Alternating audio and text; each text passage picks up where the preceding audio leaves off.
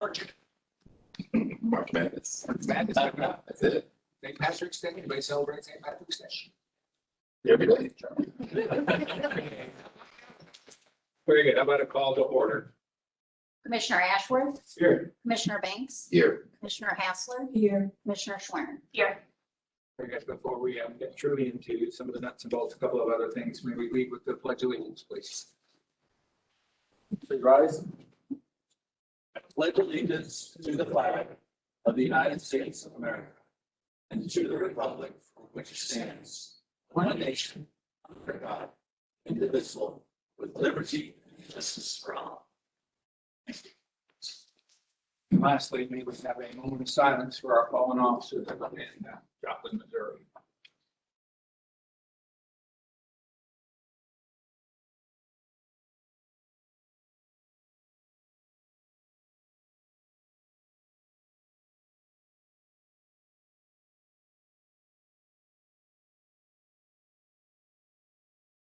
Thank you. Last we heard, we don't move on. Let's hope we're not doing this again next month with the other ones. Open discussion. Is there anything for the open discussion?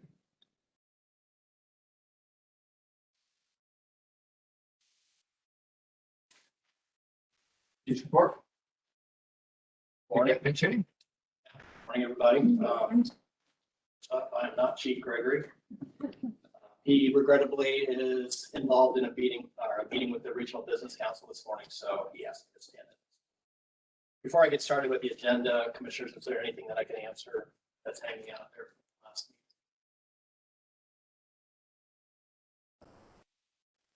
week? Okay, first item up is the budget. Joyce is on vacation this month. She assures me that everything is light, so she will have a much more detailed, updated version next month, but we are currently right where we need to be, so everything 2 months in is right where it needs to be. So before we move on, is there any remaining, perhaps the new person still, anything from 2021 that would roll over and it would close the budget and it would close the year? I just don't know how that fiscal responsibility works. Is that completely done? Nothing else? It's very, very close. And I know from talking to her last week, we were talking about some issues with media relations and some funding that they need moving forward. And she was closing those books out last week right before she left. So I'd like to give you an answer. I don't have it off the top of my head. Certainly have it. Thank you. Okay, and one other item that I'd like to address too, and I know that the board is aware of this, but for those that are listening that may not be, kind of relates to the budget. The council, this past meeting, the meeting before, approved our request for the CAD upgrade, $4.2 million. So that's going to allow us to move communications into the 21st century and address some of the issues that we had. So thank you to the board for the support. And that's a big item for us. So I wanted everybody out there to see What is our timing on implementation? about 18 months. So from the time that the contract is signed, I talked to some people in communications earlier in the week when they were in the building. There's a lot of migration of data that needs to happen. So from the time that we actually write the first check, sign the contract, until full implementation is about 18 months. That is why it's so critical to get that done. Because every day that we have under the old system, it's not quick, but the propensity for failure goes down day by day as we implement the new system. A lot of it is changing some of the things that don't talk to each other very well. So they'll be moving forward on that here very, very shortly. Do you know how quickly we can get that contract signed? I don't, but I'll find out. It's relatively quick now that the funding's been approved. That's the major hurdle. So Motorola is ready to go. Regis is ready to go. Everybody's on board. It's just a matter of signing on the line. So we don't meet for another month, and I assume it's required that we vote to approve that contract. Good question. I don't know. Either one of you know, Troy or Jerry, whether or not the board would have to approve that contract or whether that's a service agreement. It's already existing agreement with Regis. Yeah, I think that's right. The CAD will basically go run through Regis. We already have our. So I don't think that would. I think what you're asking is if we have to wait another month, we don't want to do that. So should that be the case, I will certainly let you know. We'll move it. Okay. Yeah, we're not going to wait a month for you to approve a contract if we can get it done more quickly. don't want to speak for the rest of you, but I'd be willing to hop on a special meeting to approve I that. agree loud and clear. Okay. Thank you. Great questions. The, okay. Ted Shellman, you want to come up and talk? Members of the board, good morning. Morning. So Teneo, I think you all have the pie chart included in there. You can see that none of the recommendations for the month of February were completed or denied. However, just because there's no changes to that pie chart, several things are getting very close to completion. I'll update you on a few of those. Many of the recommendations from Teneo came to 5-0 updates of policy. One of those is going to be voted on by you all today, and that's the social media policy. So assuming that that gets a signature today, then that will be completed for next month. As well as the revision to the K-9 policy, which Teneo's recommendation was to follow the IACP model policy. That has been written. It's been through my office to the deputy chief, and it's going to be awaiting executive command staff. So assuming timeline at the latest May, but possibly April for that. And then two others, revisions on search and seizure policy and search on aerial surveillance, which actually will roll into that policy as well, would satisfy two more Teneo recommendations. And those procedures have been written and are now moved on to stakeholder review. So i.e. the county counselor's office, FOP, ESOP. Crime analyst to DCI Division of Criminal Investigations. One of the noted recommendations was a crime analyst to robbery homicide. To reclass request was made from the PO position to a professional staff position, and they're moving along with that as well. And then from the Division of Operational Support, there was a legal update for open records, as you guys are aware. Two things. One was to change and rewrite the bureau order. That is done and now uploaded into Power DMS. And then the second is the board policy for the release of information, which obviously is pending review. And then finally, the upgrade to the CAD system that Chief Ludwig just spoke about. Just moving along as well. Questions regarding Teneo? Sure. We'll go ahead and move on to the crime statistics. February.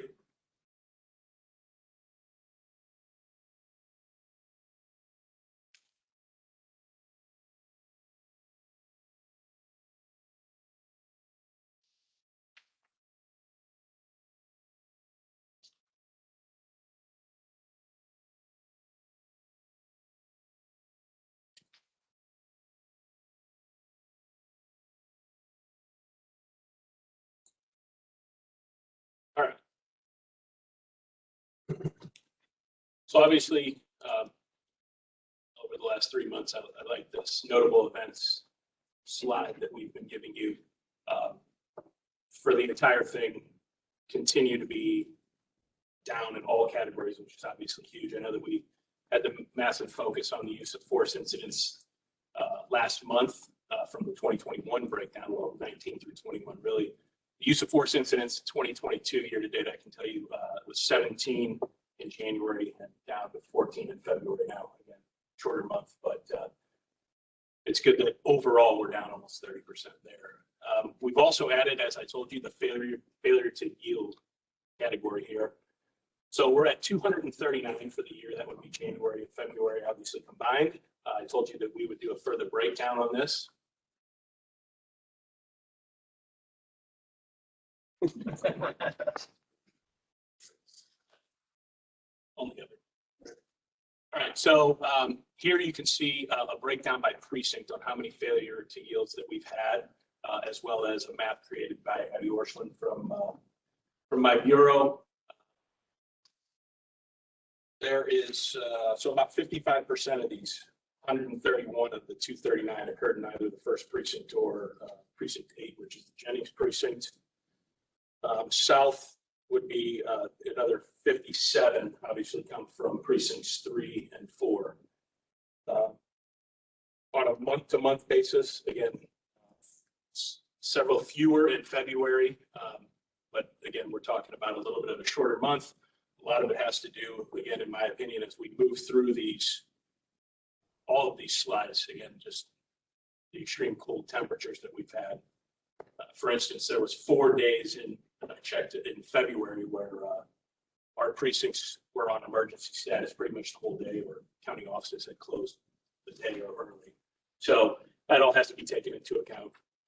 But we'll continue to do this, and if you'd like to see anything else on the failure to yield portion, just let us know, because obviously we're willing to expand that. And we will continue to do so as well, but if there's anything specific that you all would like to see, let us know. So we go to the NIBRs, the crimes against persons. The top one that is always focused on murders are down from 2021. A couple other things of note on this slide. I have another slide here regarding the homicides. But we talked last month about the aggravated assaults. And if you remember, which I said, I'm sure your question is, why are we down so much? And I didn't really have the explanation. It was 1 month. And I cautioned that let's just see how February goes. And so we're still down overall, as you can see, from 221 to 154, but that gap has closed. So in February alone, whereas in January, there was a discrepancy between 130 and 70, so 60 total different. Now we're at 91, February of 21 to 84, February of 22. So that gap is starting to close as far as the aggravated assaults are concerned. Here's the homicide infograph that Faith Kessler puts together on behalf of crimes against persons. Again, a couple of things to note here. Of the 10 homicides investigated by the St. Louis County Police Department's crimes against persons, all 10 of those so far this year have been for firearm. The breakdown on the other chart here shows exactly sort of the motive on these things. Does anybody have any questions regarding this sheet?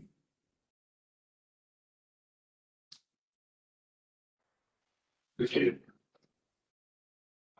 sheet, the simplicity of it and the information that's communicated. Yeah, she does a fantastic job there. Absolutely. It's just very simple to look at and very quickly get to what the content is. The clearance rate says 138%. So that would be from murders that have been cleared from previous years as well. So of the 10, 10, yeah, that's how many are still outstanding? Those are all cleared so far. They're all cleared this year. We cleared our plate and some historic. Some of the story.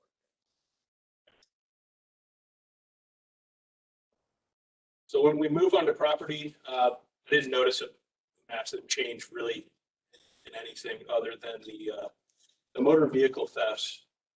We had talked about that massive spike in January, again, starting to regress again. We had 179 of those motor vehicle thefts out of the 293 were in January.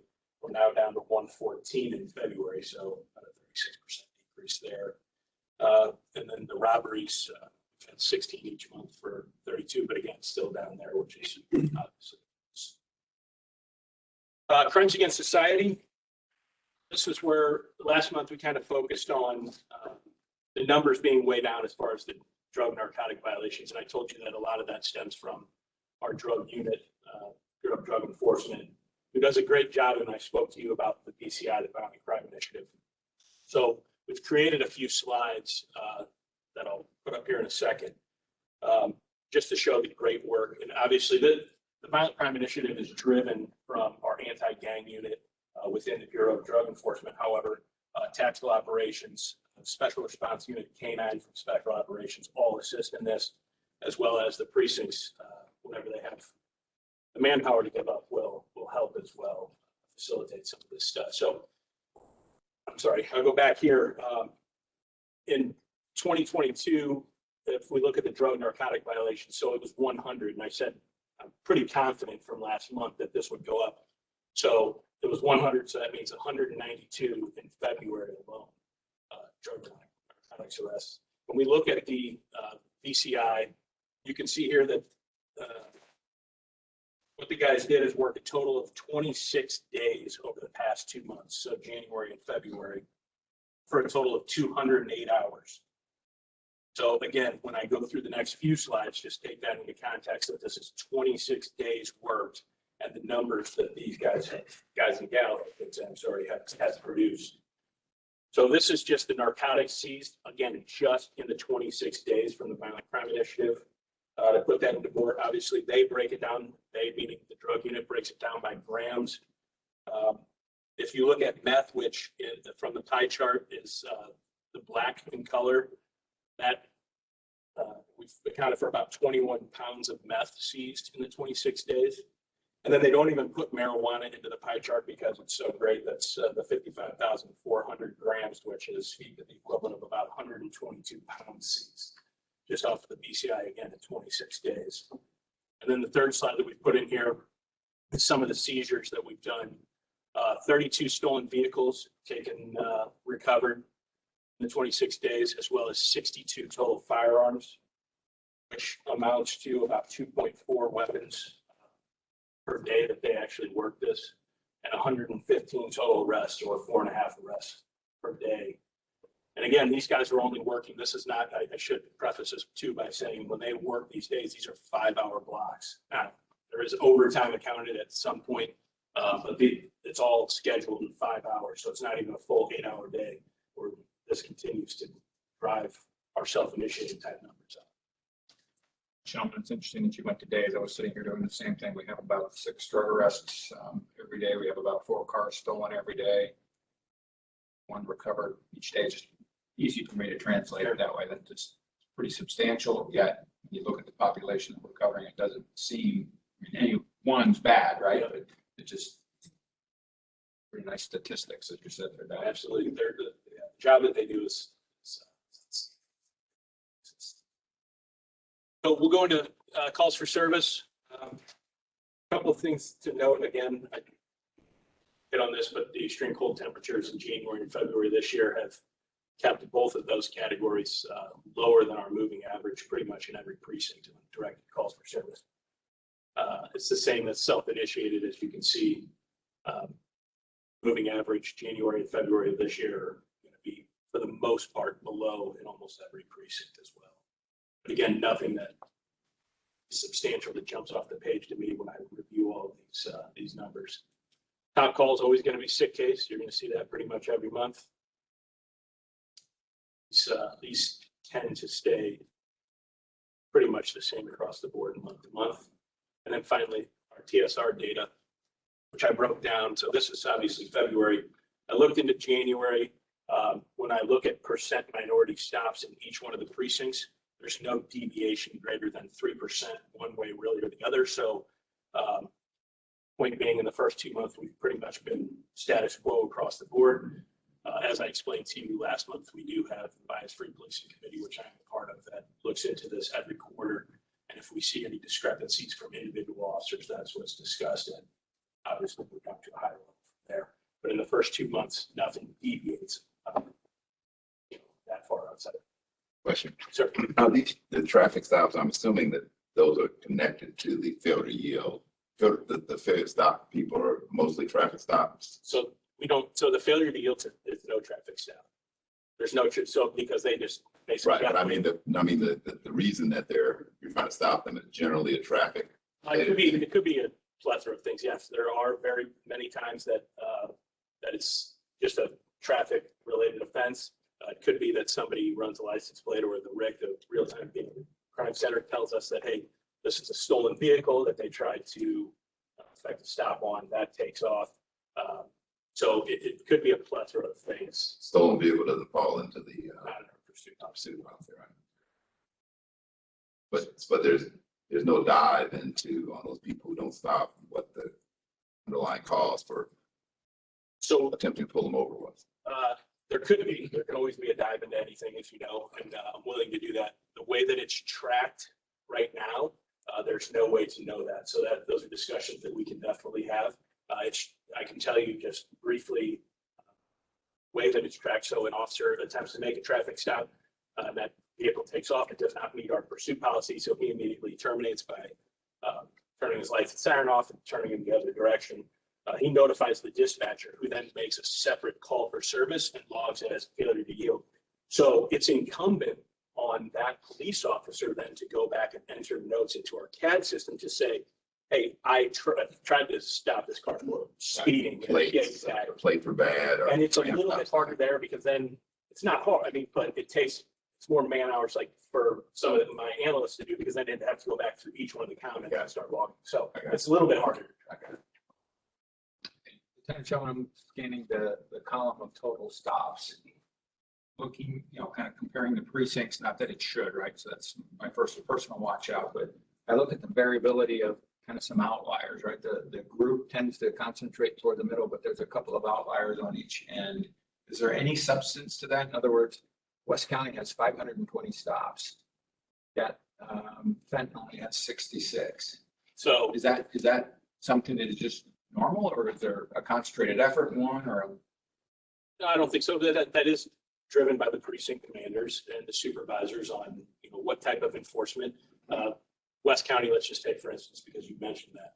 Obviously, West County is going to be, and it's higher by almost 300, than North County. And the reason being, I mean, you just look at the calls for service volume, right? So even though the North County precinct may have, and I don't know this off the top of my head, somebody here does, but 13 or 14 beats to fill, and let's say that they are at full staff, those guys are still running call to call to call. They do not have the time to make as many traffic stops, whereas the West County may have 9 or 10 beats, and their call volume, their guys in a 10-hour shift, or now they're working 12-hour shifts, may only respond to 4 or 5 calls, giving, and even if that averages out to an hour per call, let's just say for the sake of argument, they still have 7 hours to conduct self-initiated activity.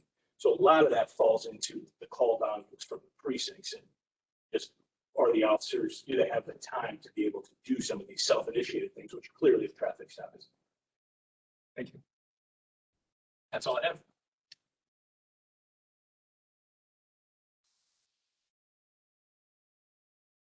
The other thing I'd like to add about the West County traffic stops is it's still, West County is one of the pilot precincts right now for 12-hour shifts. So they enjoy 100% staffing. So they can get a sense of what's going on with 12-hour shifts. So they do have the ability to ride some 2-man cars.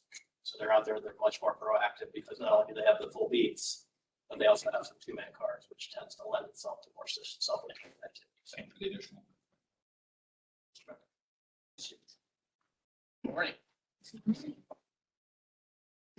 So quick staffing update. We currently have 71 vacancies. That's a 7% vacancy rate with commission. With professional staff, we have 23 vacancies. That's a 6% vacancy rate. And class 204 is ongoing. They'll graduate in June. There's still 19 recruits there. There's also municipal and open enrollment recruits there. For class 205, we have that's in April.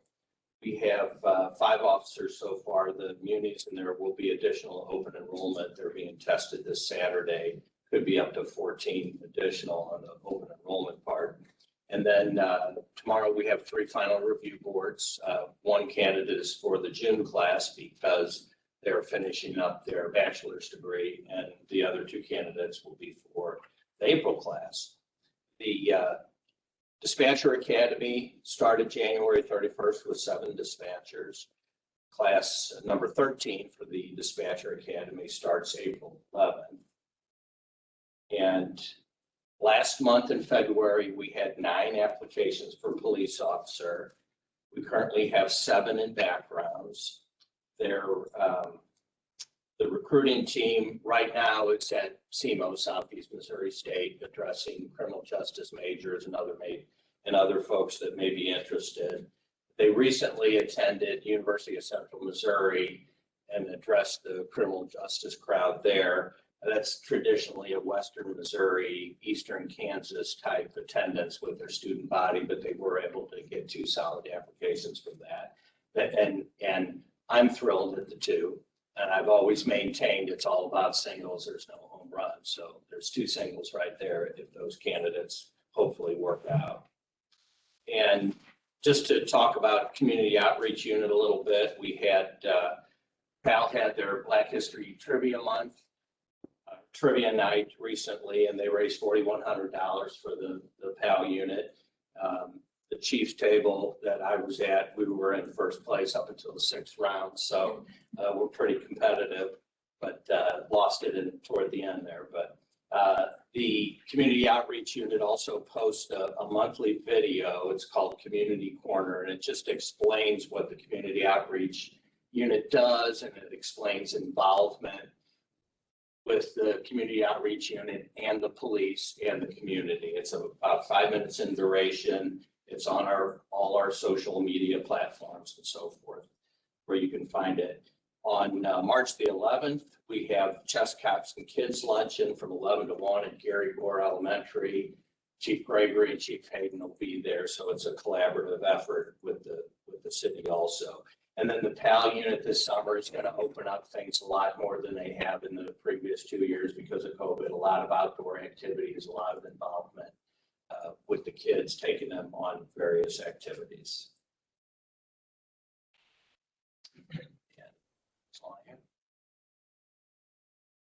Got a couple questions, if you don't mind. Listen, the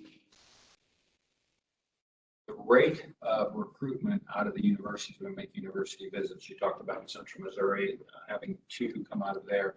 We normally have a strong application rate when we make visits to SEMO or South. We do normally have at least 2 or 3. And with UMSL and the other area colleges, more of a continual effort. So that, that stream in, I wouldn't gauge those by visits because we're there a lot. UMSL, a lot of our specialty units will go there at the request of the professors there and give a presentation on bomb and arson or forensics or, any garden variety that interests that professor for the particular class. So we're almost constantly getting referrals from UMSL. Either it's word of mouth or the professors actually being proactive, and we have a very positive relationship with them. And as far as the community colleges go, I have a meeting at 4 o'clock today with them. So Is it safe to assume that our competition for talent is with other police departments and with other agencies, the FBI, whomever it might be? Is that who we're competing with for these criminal justice? for those that are interested in law enforcement, and then our competition is obviously with any other type of work element outside law enforcement, as we all know, just everybody's clamoring for workers. And so it goes a little bit beyond just law enforcement agencies. But within that context of somebody that knows they want to be in law enforcement and are dead set on it, that's our competition. Part of our recruiting strategy then is for those who don't know what they want to convince them to move into law enforcement. That too, yes, sir. Thank you. The dispatch, you talked about 7 now, and then you talked about the April class. How many do we have for the April class? I think we have 6 right now. 6 right now. What's the capacity for 12. And we've talked about inching that up a little bit more. There's an issue, as I've discussed before, with rolling them out into their field training, their training, that there's only so many trainers on the floor. So it's kind of a catch-22 there, but we're working on that. And in the mode of, or the vein of competition and friendly competition, are the Chiefs playing chess? You don't have a Confession, neither one of them played chess. In prior months, you provided resignation stats. Do you have those?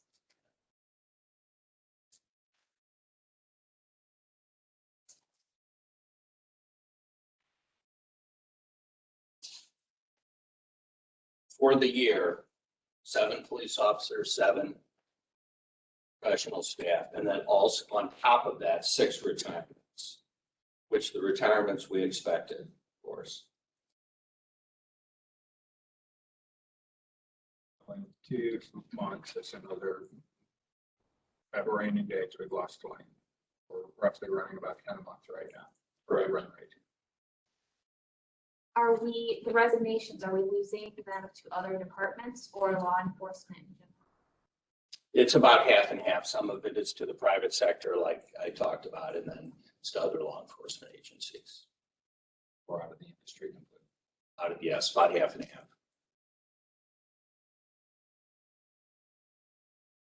Thank you. They're a great chess champion. 1 step over. I'm sorry, still have the trophy. Ladies and gentlemen of the board, I'm Chris Kester from the Crisis Intervention Unit. Good morning. What I have here is a summary of the Crisis Intervention Unit's productivity for 2021. So it's brief, but it's pretty comprehensive, and I'll do my best to answer your questions after I go through this. Chris, can I run for just a minute for those who might be watching and don't know what CAT, can you, if it's not already built in your presentation, can you talk a little bit about what the group does and why we do it? Sure. Our unit follows up with folks in the community that are living with behavioral health problems in an attempt to connect them to resources. Now, we get our referrals in a number of different ways. We get them by email, we get them by phone calls, and we also, as a team, go through all of the reports that are generated from week to week. We triage those reports, and then we decide which reports we want to try to follow up on in person, and which reports we will then basically refer to the CBHLs, the Community Behavioral Health Liaisons, to follow up with phone calls. Some of those phone calls may also turn into face-to-face visits. It just depends on the circumstances. So we do our best to reach out to as many folks as we can that we know are disconnected from care in some capacity, whether it's separated from their medication or don't have access to its mental health care at all. And we have unique relationships with providers like BJC. BJC offers us the opportunity to connect folks to services at no charge. So we have a lot to do. It's a busy place to work. Does that answer your question? Please, I just want to make sure if there are people watching that understand the importance of what we do, how critical it is, and how novel it is. Of course. Impressive. So let's get right into it then. So monthly averages for the year in the CIU unit, in the crisis intervention unit, we had 2,314 total referrals. That comes from the CIT reports, the emails, and the phone calls, like I said. Out of those 2,314 referrals, 1,701 face-to-face contacts were made. So 1,700 of those folks were contacted by our unit face-to-face. The remaining 600 were referrals to the CBHLs for phone follow-up. And I mentioned the Community Behavioral Health Liaisons already. Just so you know, we have 4 that are assigned to the Crisis Intervention Unit. They come from Barnes-Jewish. They come from BHR, Behavioral Health Response. We also, our newest CBHL comes from ARCA, Assisted Recovery Centers of America. And so they work with us day to day in terms of trying to get folks connected. So there's 4 assigned to us. From there, I'll go to the crisis negotiation team for just a moment. We had 16 total callouts for 2021, and then we had 6 CNT only callouts. So total callouts would include responding with tactical operations for armed barricaded subjects. The 6 additional CNT callouts, or the 6 CNT only callouts, I should say, were for folks that were suicidal barricaded, and our commanders elect to try to not escalate the situation by just deploying the negotiators in terms of trying to mitigate the crisis. We had also, on top of that, we had 150 total hours of training in 2021. From there, we moved into some of the other work that we're doing in the community. So in 2021, we had regular contact with the county counselor's office, the state prosecutor's office, and with the probate commissioners, obviously in an effort to build those relationships and ultimately help more people. We're also involved, as you probably know, in a tremendous amount of instruction yearly. We had 5 40-hour basic classes in CIT for our officers, not only in unincorporated St. Louis County, but the municipalities as well. We had 4 8-hour advanced classes, 1 24-hour veterans class. We had 1 24-hour youth class, and then 2 16-hour dispatcher classes. We also provide some training on de-escalation and mental health first aid to recruits, every recruit class that goes through the academy. Community outreach presentations, we do 3 to 5 of those a month. And as we were talking about recruiting and all that just a few moments ago, we actually present at all the area universities in terms of crisis intervention and how we work in the community. And I'm hoping that helps bring folks that are interested in behavioral health work to the police department in some capacity. Homeless outreach, which you all might be very interested in because it was new for 2021. So we had a total of 555 referrals that our homeless outreach officer dealt with for us. 487 of those were located and services were offered.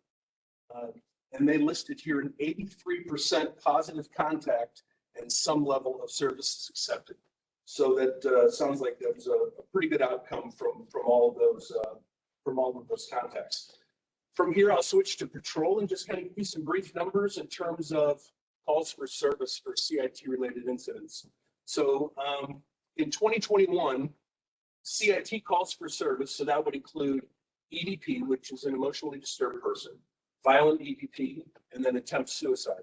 There were 5,628 total calls for service, which is a decrease of 2,361 calls for service from 2020. Out of that 5,628 calls, 1,396 CIT reports were generated.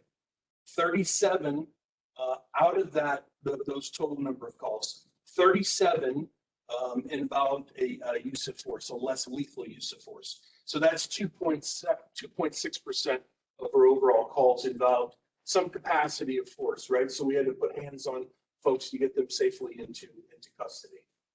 So pretty good numbers, and those are pretty consistent, over the years here. In comparison, I'll give you the stats for 2020. We had 7,989 total calls for service, 602 CIT reports generated, 29 overall uses of force. So that's a 1.9% use of force statistic for that total of 7,989 calls. In 2019, CIT calls for service were 4,425.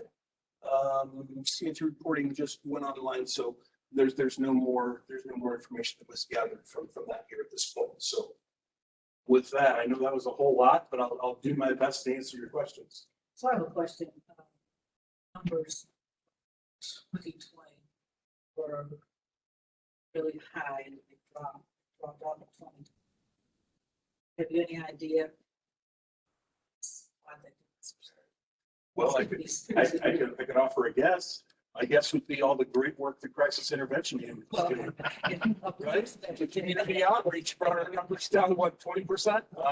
I would imagine there's a number of factors. Certainly, we love what we do. We recognize saving lives all of the time. And I hope overall, the message of CIT and crisis intervention is getting out in St. Louis County, in a manner that's going to allow us to make a bigger difference with every year that's ahead of us. You think COVID had any? I'm sure. 2 years. Yeah, I'm sure, certainly. Sure, thank you. So 1,396 CIT reports generated last year. What kind of information is being reported? So we have actually, and Lieutenant Romo is here in the room with us. Back in probably 2015, St. Louis County received a grant to rewrite the CIT reporting system. That has been done, and we're now working collaboratively with the state to get that reporting system to be used statewide, and it will be the first one in the nation for that matter. In terms of the information it collects, it's everything from general pedigree type of information for folks, right through to who their support person is, if they have a diagnosis from a medical professional, all the way down through what happened in the referral process. And so there's lots of different things there that not only now because of this new reporting system can we utilize here in St. Louis County, but almost statewide. Now we're working on that, and then ultimately we have search options now that are certainly going to make us better at targeting things moving forward. So based on that reporting, are we able to say we got 5,600 calls for service and we provided X number of, connecting individuals with service providers or connecting people with their, I guess what I'm trying to ask is there a way to report the actions beyond going out to somebody's home or to somebody's location, what we actually did while we were there. So there's a summary portion or narrative portion to that report. So every report, and moving forward, our team here in St. Louis County just added a supplement, portion to the report. So now in our office, we can go and follow up on a report that was generated at the patrol level, and then enter a supplemental narrative that says, yes, we were able to meet with this person, connect them to this resource, and here's where we're at. And the power of it, obviously, is that every CIT officer, not only in the county, but ultimately in the state, is going to be able to refer to that when that person goes in and out of crisis and realize, maybe what is the most effective approach. So I if hope there, that yeah. helps. it does, because my question was, are we able to document the results of our efforts? But it sounds like we're able to document the results of our efforts, and if there's a second call, third call, fourth call, we're able to build off of the relationship, even if it's not the same CIT officer visiting the individual services. Absolutely. Yeah, yes, then there's a lot of different ways that documentation can be used in terms of trying to support that person when they're in crisis. Thank you, because that was my very first question. So love all the statistics, right? The 3/4 of the referrals end up in a face-to-face. That's pretty remarkable. When you talk roughly 3/4 of our homeless or our unhoused referrals receive some sort of help. That's pretty remarkable stuff. So there's some statistics there. I think Michelle's asked the right question. How do we measure the impact of the work we do? Because the work's pretty darn good. I mean, it's extraordinarily good. Just remarkable. But she's asked that question, so I'll move on and ask it. Richard, did you have it? No, go ahead. I have a couple more to ask in there. You mentioned all of the training that goes on. Approximately what percentage of our officers or what number of our officers have been trained in some of the CIT techniques? I want to say that we hover around 70% of our officers trained in CIT. Would be a guess, or not an absolute, but a guess. I know that it's nice when we come into the class on Monday morning of a 40-hour training, and initially we want to ask who is voluntold to be here, right? Because we want the officers that want to do this work to be the first one trained. And 95% of folks in our average 40-hour class are saying we want to be here, we want to know more about this, we want to do this work. Over and above that, I know that that surge helps to keep our numbers high, so we're able to dispatch CIT trained officers when there's calls for that service. So I'm not sure that it's necessarily a demand on commanders to make sure those numbers stay where they need them to be, because it's kind of happening automatically. It is amazing the change in the perspective of how we support our community through a way of policing that hasn't been done in the past, right? Let's not just do what perhaps we would have done 20 years ago if somebody was acting strange, right? We figure out a way to de-escalate and help them. It is a totally different approach, and with the collaboration of the CDHLs that really are funded through the state of Missouri, it's been a wonderful way to reach these folks and get them connected. We certainly wouldn't be nearly as effective if we didn't have that program. So Commissioner Schwerin's question, with the results we're getting, is there a way to get some more of the CDHLs? Right now we basically have full-time availability of 4 of them. So, sir, I would suggest to you that we need to probably dictate additional officers to CIU work to match that relationship. That way, it's we have teams out there in a better capacity than we do now. So wait, sorry. Please. Are you suggesting that our CDHL capacity exceeds what we're using them for? Do they have extra time on their hands? I would say that we would be more effective at the street level in terms of outreach if we had more officers to go with our CBHLs. Our CBHLs have, they're inundated with lots of different things, including a lot of phone outreach, which they do obviously on their own with, it's not necessary for us to be involved in that. But in terms of, all of the, day-to-day, week-to-week demands on all of us, the more officers we had, we could, certainly pair up easier with the CBHL for that community outreach piece. Do our CIT training patrol officers use CBHLs? Some of them do, yes. That is a message that we're continuing to try to put out there, that so our officers know that they can call them directly, or they can certainly call our unit, email our unit, and get in contact with them that way. We're always sending that message, yes. Just have one comment, and that is, it would be great if there was a way to make the general public aware of the process.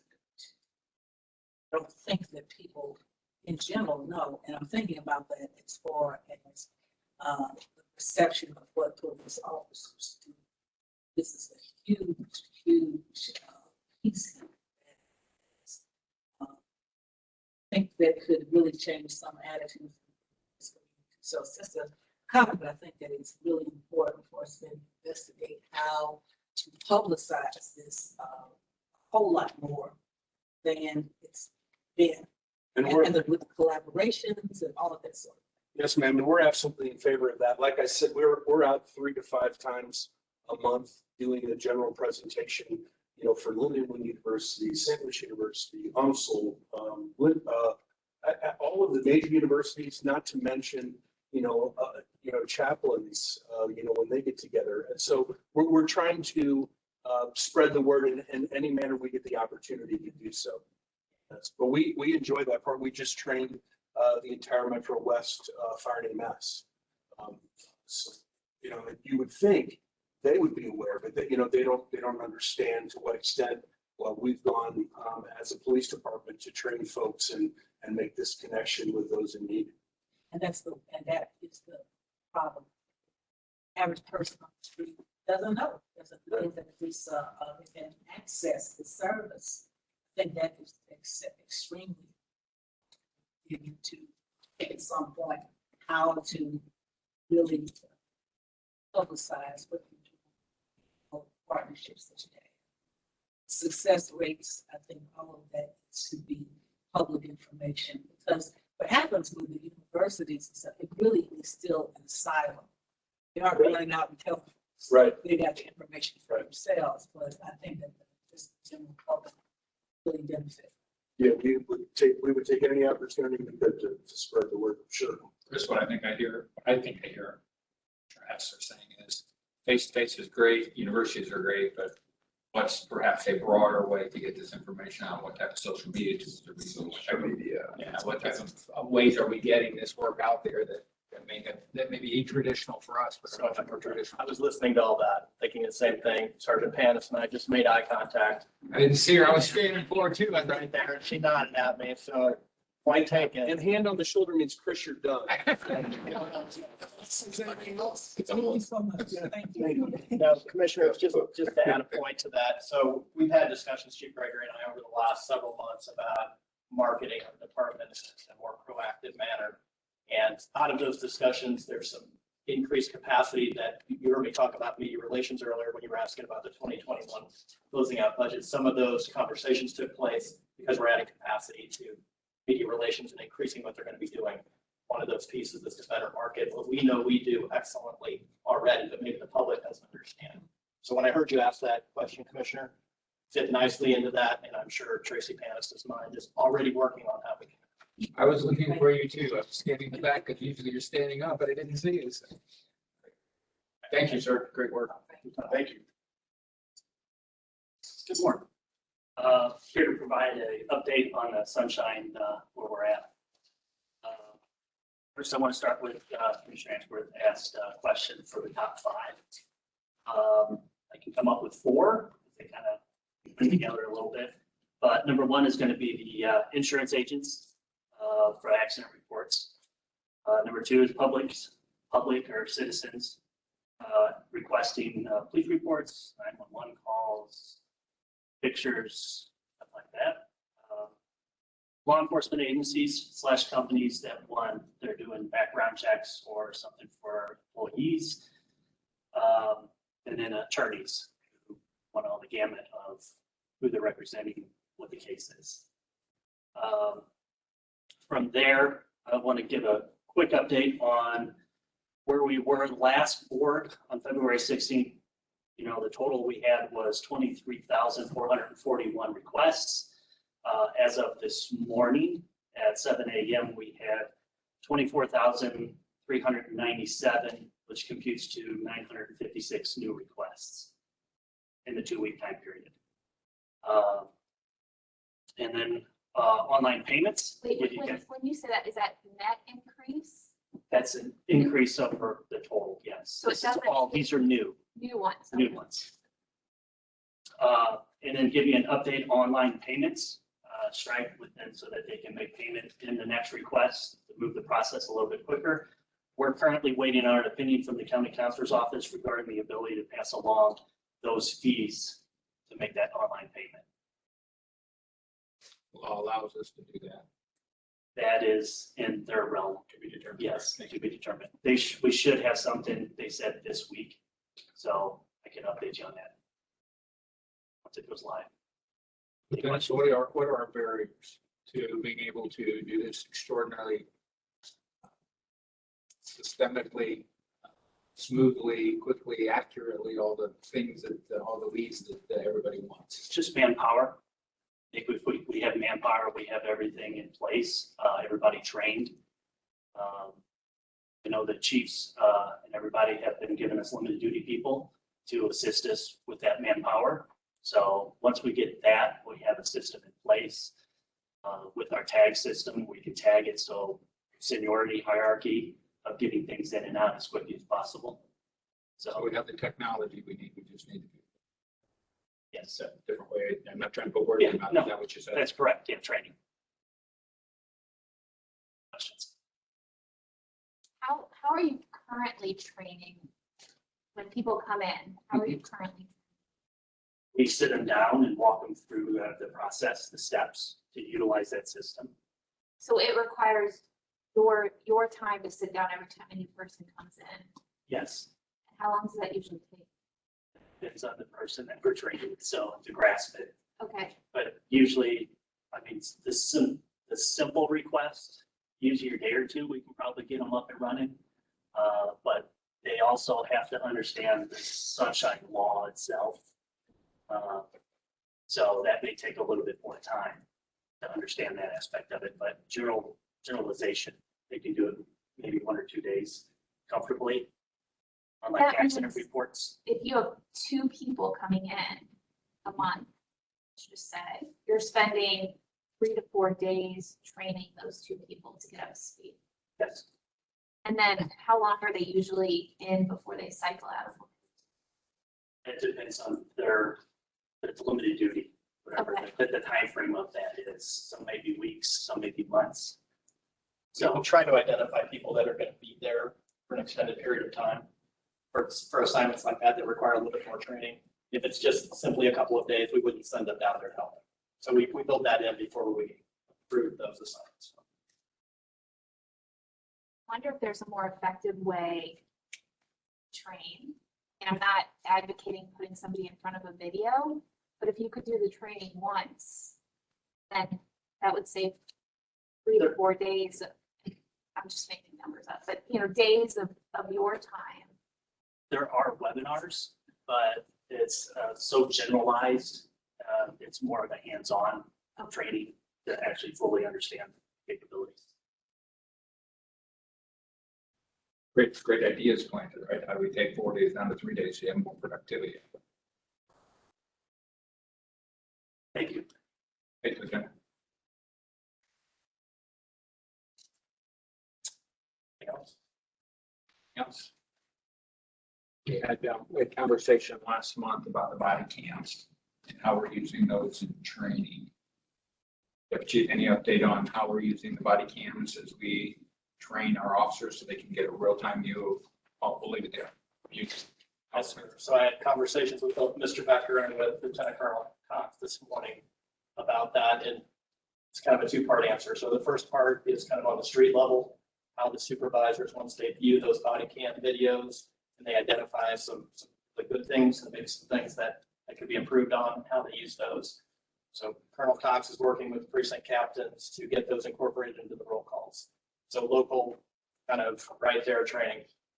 then I guess the question is then how do we expand that opportunity with our own people down at the academy level? And so Mr. Becker had a discussion with Jerry Kelly, Captain Kelly down there this morning. They haven't done that to this point. It's not because we can't do it. So that was one of the questions about whether or not that would be possible. And he got the answer it is. And actually the FOP has no problem with that. There's no real issue with the CBA on doing that. Typically they're open records anyway, so we can go ahead and utilize that footage. So they're going to look to that opportunity. They do utilize body cam footage, but they try to find other agencies. So they're going to try to flip it a little bit. We're going to work on that communication. So when we identify something like that, that would be useful in a training setting, they become aware of it, because right now there's no mechanism for people at the academy to understand when something has value. So we need to clean that up a little bit. Thank you. Speaking of body cams, I just want to make a general comment about the release of the two Critical incidents. Critical incident videos. I personally thought it was very, very well done, very well executed, and reflects the general policy. And I'm very excited that we have an objective policy of how we're going to handle these on a going forward basis. And I know that doing two simultaneously hopefully will never happen again. And I know it was a lot of work. So I just want to, on behalf of the board, extend my appreciation to the whole department for really jumping on board with this initiative and producing what was made available to the public. I think it was a very well done, great job.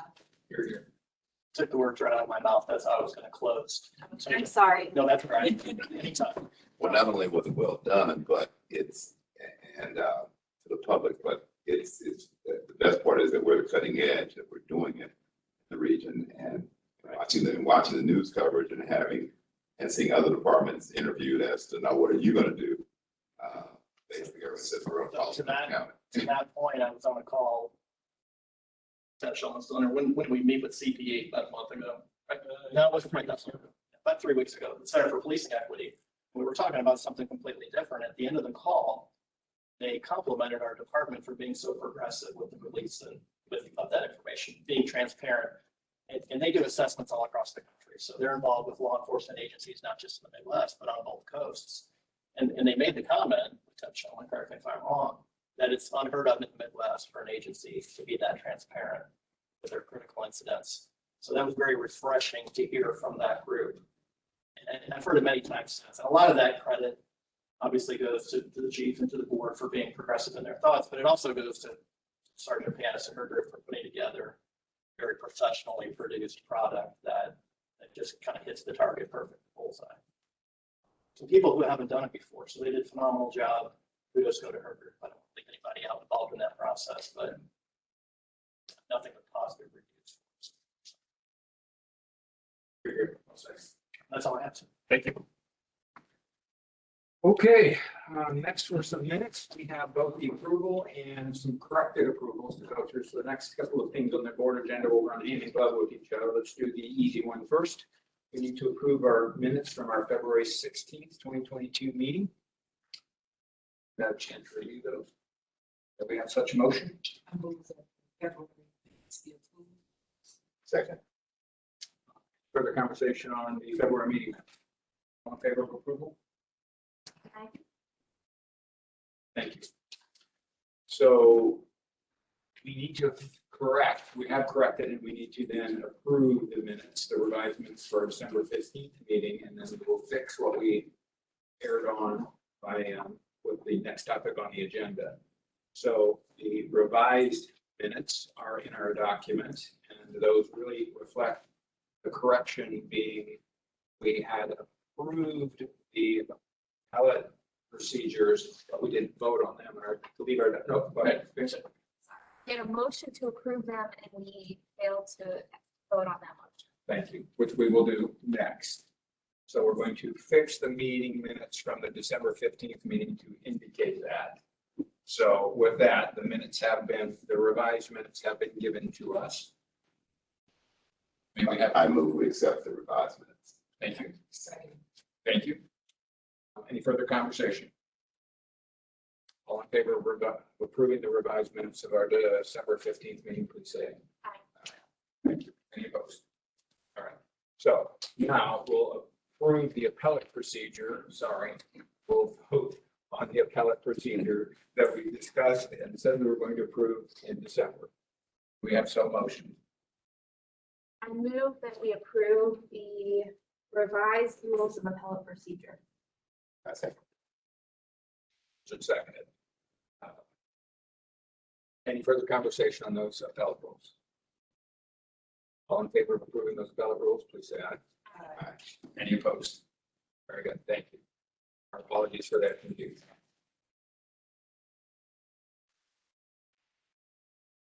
Our next topic were board priorities. So if you recall, last month, we talked about what our priorities would be. These would be dynamic priorities, not static priorities. They may change from month to month.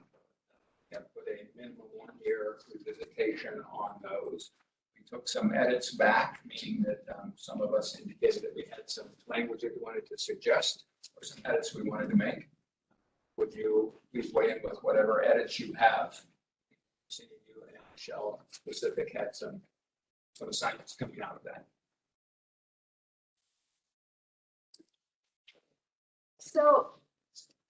So I worked on the first bullet point, which I did not print a copy of. I don't have it in front of me, what it was, but I revised it to make one of our priorities that we address opportunities for improvement within the department. And then I added a specifically with respect to, and then 2 sub-bullets. The first sub-bullet was ensuring that the department fosters a culture valuing diversity and demanding inclusion. And the second sub-bullet is developing our leaders, officers, and professional staff as future leaders of the community and department. I'm going to stop there, understanding that there's a concern that only having these 2 sub-bullets is limiting and potentially excludes other areas of interest. So I will stop talking and let everybody else chime in. So I don't have any. You're comfortable that the way that we would draft the language would be focusing on our future with specific focus on culture, with diversity and inclusion, and on leader development. I think those are important. Well, include some of the other potential issues that could come. So Right. So full disclosure, some of the other language that we had in there was also around community engagement, improving our communication, things along those lines. We're comfortable those will be done. They're just not a priority for this board. They will be priorities, obviously, for the department. All right. Thank you. All right. Anything else on your editing of the first bullet, Michelle? No, however, the second bullet I also edited. Thank you. And so I changed it to incorporate community engagement. So I think any concerns we might have had by removing community from the first bullet might be addressed here. And it is valuing community engagement and increasing communication with our partners and constituents, with a sub-bullet of continuing to expand integrative crime prevention, criminal justice, and public safety across the entire St. Louis community. The reason I played around with that language is because I wanted to encompass both our department's community engagement and our collaboration with other agencies in our region, and hoped that that captured a regional focus for our department. Again, there's no pride in authorship here, so everybody should feel free to tear this. Thank you. I'm going to defer because I'd like to take a look at it, right? So I hear what you said. I just love to be able to see it, but thank you for I do like moving some of those around from the engagement, education, collaboration into the second one about integrated crime prevention. I would say I feel like the way that goes together better.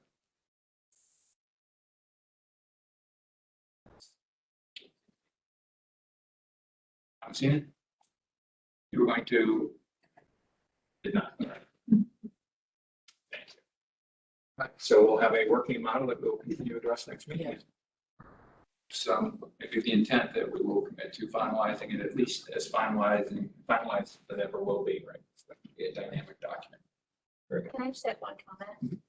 Even though it's March and we're probably going to not approve this until April, I do think that our work this year so far does reflect many of these bullet points. So I'm usually not one to pat myself on the back, but I'll pat the three of you on your backs with respect to work that we've accomplished so far and some of our initiatives this year, which I do think reflect these goals. And maybe that's a self-fulfilling prophecy because we're also writing these goals for ourselves. But I do think that I just wanted to make that comment and observation.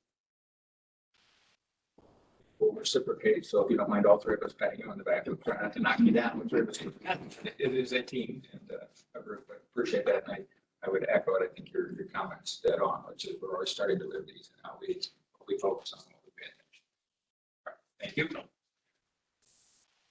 Public meetings. The conversation was about having the meetings open for public participation, meaning public actually at the meeting. Last month about some criteria we would use.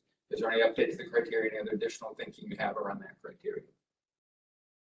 I think it needs to change. Very good. So we'll go ahead and use that criteria to move forward. It only needs to be approved because it's dynamic criteria, but is it safe to say then, and I guess we probably should take a vote as to whether we will look to open this meeting up for public attendance starting in April? Assuming the criteria is met, right? Using the process that we put into place, but our intent would be to report if that criteria is met. Yeah. Clarification, you're moving to allow public into the physical space, but Correct. meetings have always been open to the public. Correct. That's why we're trying to be careful with the language. So it's public attendance at the physical attendance at the meeting. I would just say, are we all in agreement that this room right here is probably not big enough? Probably, yeah. This room is not big enough? Correct. Okay. We've had Diana already reaching out to talk to some people in the county to see what other rooms are available for us using our standard second Wednesday of the month meeting date so that we can off of that. Change at times, but make sure that there's a facility capable of handling. Thank you. We will look to do that, assuming that we have the facility and the other criteria is met. Any letters or communication? Thank you. Any additional old business? Thank you. New business, before we get into the contracts, any additional new business other than what's been listed on the agenda that we have come up since we processed the agenda? Thank you. So we have 16 contracts to present as new business. There are 3 vendors covered under these 16 contracts. They are all professional service agreements, so we will not identify that. And they are all for the St. Louis County Municipal Police Academy, CMPAs. We will not identify that as we go through all those. We'll concentrate on the approval of these contracts using the first 2 vendors. And then we'll vote, and then we'll go to the 3rd vendor and vote on it since the 3rd vendor has a substantial number of contracts. That's all right. All right, the first one is for a new contract with KFD Training and Consultation. It is a program around the LEADS, LEADS. It's a 2-day law enforcement active de-escalation strategy, LEADS, with implicit bias instructor recertification for June 28th through 29th at a cost not to exceed $6,000. There is a contract with KFD Training and Consultation LLC for LEADS 3-day law enforcement active de-escalation strategy with implicit bias instructor recertification for June 28th through the 30th at a cost not to exceed $9,000. Also with KFD Training and Consulting LLC for lockup, 4-day arrest and control instructor recertification training for May 9 through 12, 2022 at a cost not to exceed $9,000. A new contract for KFD Training and Consultation LLC for lockup 5-day arrest and control instructor recertification training on May 9 through 13, 2022 at a cost not to exceed $9,800. A new contract with KFD Training and Consultation LLC for overcoming size differences for female enforcers for December 12th through the 15th, 2022 at a cost not to exceed $9,000. A new contract with KFD Training and Consultation LLC for 8 sessions of a program entitled Use of Force Concepts and Analysis for Police Leaders and Trainers for the time frame from September 13th through November 4th, 2022 at a cost not to exceed $28,800. And lastly, in this section, new contract with Easter Seals Midwest that will provide 3 sessions of a program entitled Autism Awareness Police Recruit Training between April 1 and December 31, 2022 at a cost not to exceed $4,050. I have a couple of questions and I'm not sure who to bounce those off of. Mr. Becker, if you don't mind, it's really around the first 2 sets of contracts. The leads training, there's a 2-day leads training and then there's a 3-day leads training. What would be the difference? I think the difference is the 3-day is obviously a more comprehensive follow-up on somebody previously received the training. And who would do the 2-day versus, or who would do the 3-day versus the 2-day? Somebody who's previously received that training. So you can do the 2-day first and then you come back the next year and do the 2-day. Yeah, and I believe it's changed in the past, what qualifies for you to take longer. I can find out. Yeah, if you would, that would be great. Thank you. Yeah, same thing with lockup. Thank you, Richard. That's the second question. Or the exact same question on lockup. It's a 2-day and a 3-day course, or sorry, a 4-day and a 5-day course. And we have the same set of questions around those. Notwithstanding, appreciate if you could get back to us on it. We still approve, we'll approve those contracts, but with the contingency that you come back to us on what those mean. All right, and we have a motion to approve those contracts. Move that we approve the contracts. Thank you, Richard. Excuse me, that second. Thank you. Any further conversation on those contracts? All in favor of approving those contracts? Aye. Any opposed? Great. The next set of contracts are all with Vista Law Enforcement Training and Consulting LLC. There are 9 of those. The first is a new contract with Vista for a 3-session program entitled 24-Hour Corporate Security Advisor, parentheses CSA, Post All-Inclusive Training on October 4th, 5th, and 6th, 2022 at a cost not to exceed $2,400. A new contract with Vista, 3-day session on advanced homicide investigations for death investigators from May 16th through the 19th, 2022 at a cost not to exceed $3,200. A new contract with Vista for 3 sessions for a program entitled Advanced Report Writing Techniques for Investigators, October 18th through the 20th, 2022 at a cost not to exceed $2,400.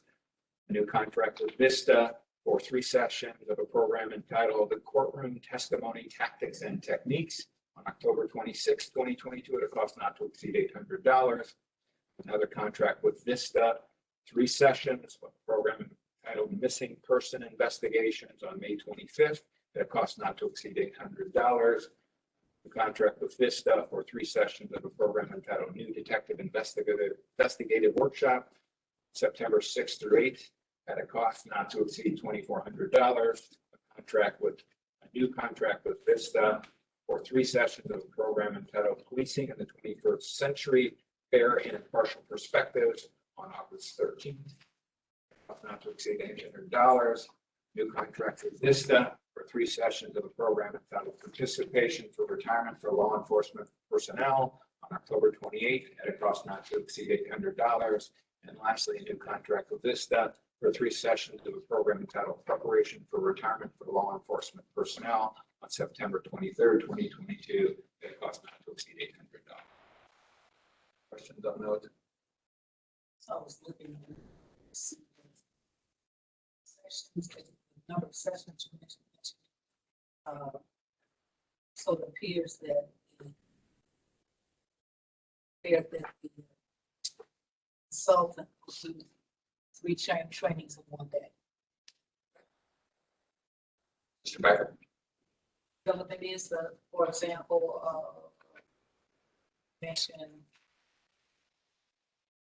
missing persons investigations. And you said, I think 3 sessions, but it's all on May 25th. So that means that the consultant is doing 3 different sessions in that day. Correct. Where are you getting 3 sessions? That's what's in the document.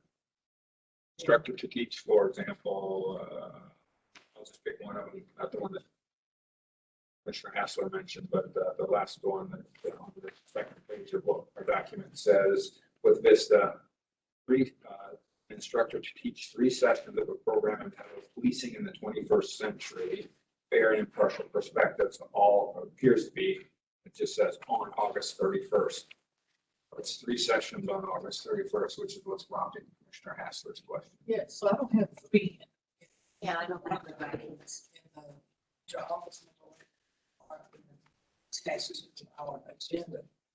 Just, so which one did you say? Policing by 21st century fair and impartial perspective. Everything that Vista is doing has at least 3 sessions, according to the documents I have. Okay, this one says a recommendation to approve contract with law enforcement.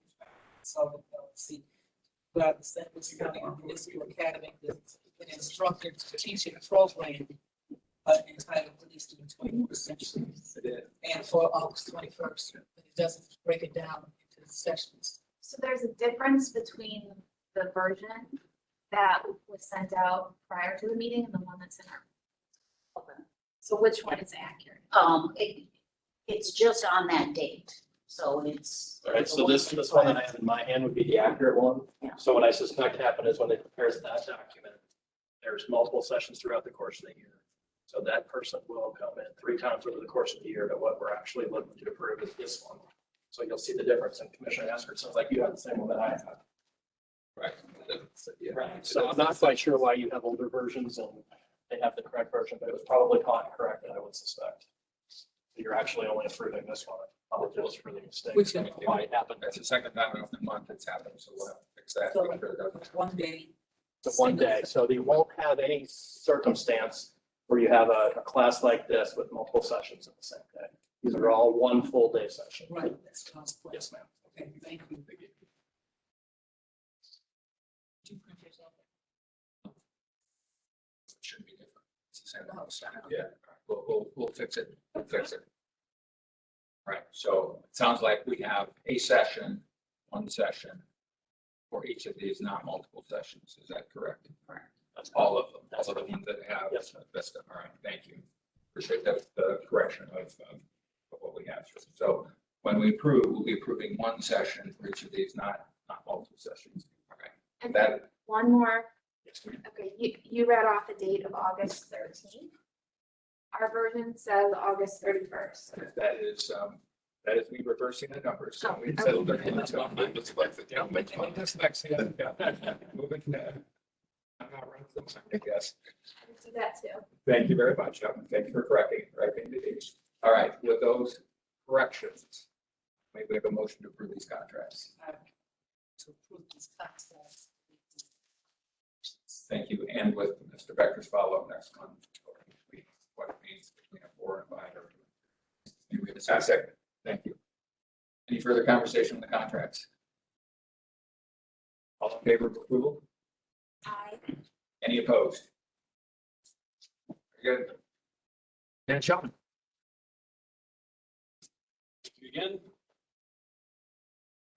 We have one general order. Order 98, social media networking. The revisions in this order were made to include additional modes of communication.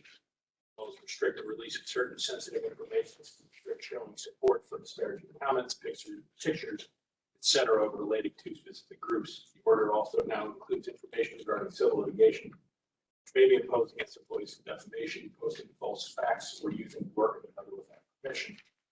These were recommendations by the Center for Policing Equity as well as discussed earlier. Requirement for affiliated department associations to include a disclaimer on their website is also added to this. hopefully you had a chance to review the order that I sent out. Are there any questions regarding social media? I had a question about section 3J. It's the employee responsibility to notify his or her supervisor of violations. Have we discussed how, whether, to what extent we're going to enforce that section? I mean, I guess my question is, can an employee get in trouble for knowing about a violation and not reporting it? And have we talked about what happens? I believe that was discussed before. I know that that was discussed by executive command staff. As far as what I can't, BPS have It's not in that order, but I don't know where it's going to get a general that covers that saying that if you know of a violation, don't. It's almost within that duty to intervene, like we talked about, and with the new ABLE training that's being pushed out department wide, it's kind of that same philosophy. But just answer your specific question. I think they would deal with it the same way that they would any other disciplinary matter, just case by case, and then legal review and things of that nature, trying to determine the appropriate based on whatever circumstances you have. So it's difficult. That's a difficult question to answer, no matter what the context is. But I think it would be case by case. So we did talk about it, but I think we just need to see what it looks like moving forward, should that circumstance come. Am I correct in hearing it's analogous to any officer's obligation to report an observed violation? Yes, ma'am. It's not exclusive of any other responsibilities, which is why I included in the order. But every order doesn't include It does. provision. Okay. So it's sort of a belt and suspenders.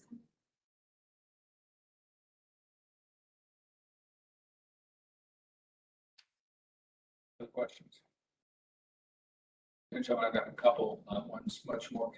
Step us back a bit. Give us the higher level reasoning for why we would need a policy like this.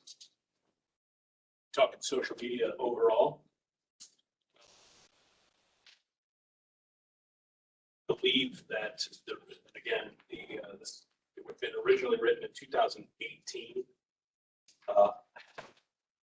Speak for them, Chief Belmer, why the order would have been written, or Why does the Center for Policing Equity and why did Teneo recommend us update this? And well, and just so to answer your question about Center for Policing Equity, because I meet with them on a bi-weekly basis, and we had spoken about this particular order. I guess that their thing was across the country, to other departments that have this policy or lack this policy, they do see disparaging remarks and things of that nature on social media from members of their department against certain ethnic groups. So that's why it was important to them. One of the main things was about like not being able to give a thumbs up to something that would be disparaging to another group. So that's just speaking from the CPE standpoint. I literally just had that conversation with them a month ago. And Teneo's recommendation was the same thing. So again, if they're seeing that from other agencies across the nation, telling me that some of these don't even have social media policy in place, that's the recommendation, is to get it in place. So I guess social media is such a massive deal nowadays, especially with younger generations. Obviously, as we spoke last time, more than 50% of the millennial generation now that use social media. I don't know a whole lot about it on social media. so it seemed like, and as I read it, part of the reasoning was it's protection of the community, it is protection of the officer, it's protection of the department. If someone fails on their discretion and does something they shouldn't be doing that might misrepresent an individual opinion for that of the department. Absolutely, and reflect that, negatively and just as a whole. Yeah, finding that balance of free speech versus what, so that's what I was trying to get to, right? This is a pretty comprehensive policy for those of you who may not have read it, to try to find that balance between Yes, things that are going on in society right now. I can speak for executive command staff, had very good discussions regarding all this. I know that we've had this for 4 years now. Have we had any violations of this? Have we done any investigatory work around people who have? Okay. So it does in fact have substance to it. Yes, sir. Thank you. Any other questions? Your recommendation is for approval of the new GO. That's correct, sir. Thank you. Have a motion to approve. I move that we approve this general order, general order 2209. Alcina, was that a second? Yes, sir. Any further conversation? All in favor of approving GO 22098, please say aye. Any opposed? Thanks, sir.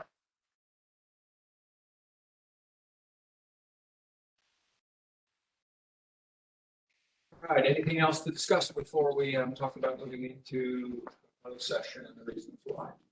No public comments were received. Missed that? I sure did. No public comments. Thank you.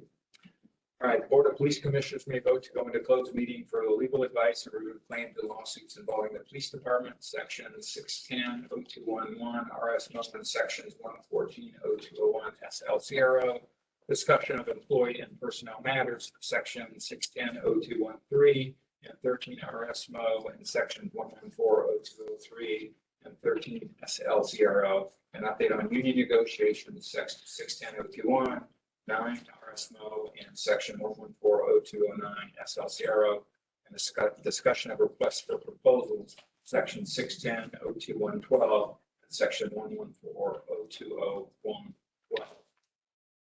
Have a motion to move to closed session. Move that the board goes to closed session.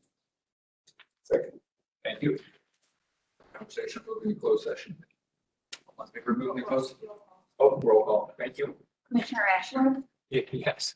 Commissioner Banks. Yes. Commissioner Haslett, Yes. Commissioner Schwer. Yes. We are in closed session. Yeah, note there is a roll call. Yeah, we did have a vote in closed section, and the vote was yes to return to open session. We're now in session. Section L of our agenda was appeals hearing. We will not address that during this meeting.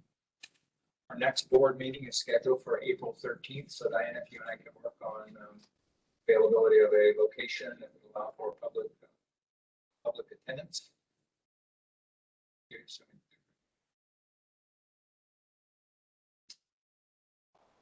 I do have one thing to propose. I propose a resolution to commend the chief's involvement as a CALIA assessor, and that we appreciate his time and continued development as a national leader in law enforcement. I second that motion. All in favor? Thank you very much. Full consideration. Thank you. Anything else? Shall we close the meeting? Commissioner Ashworth, Yes. Commissioner Banks. Yes. Commissioner Haslett, Yes. Commissioner Schwer. Yes. We're officially closed.